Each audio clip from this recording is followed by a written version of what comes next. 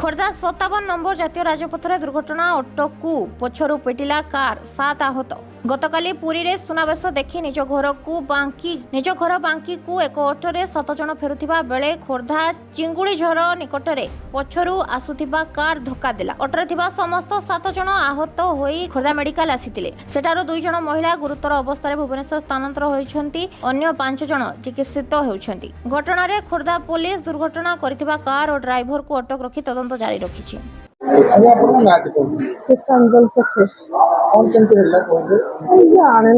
कौन गाड़ी में बसचु केतल कौन किसी जाने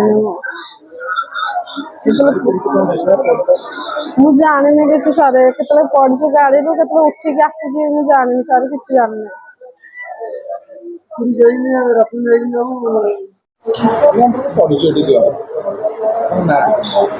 चंद्रकांति प्रधान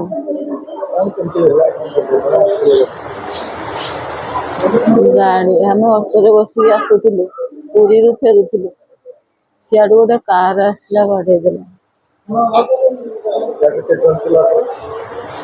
7 जन 6 जन लेडीज आउ ड्राइवर।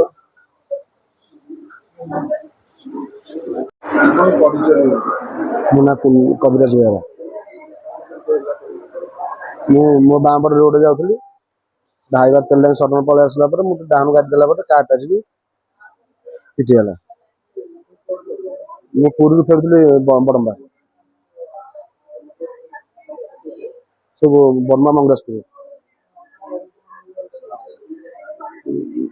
गाड़ी थे 5-6 जन मुझे 7 जन मोर ये आंठुटे इंजर अच्छी हाथ मार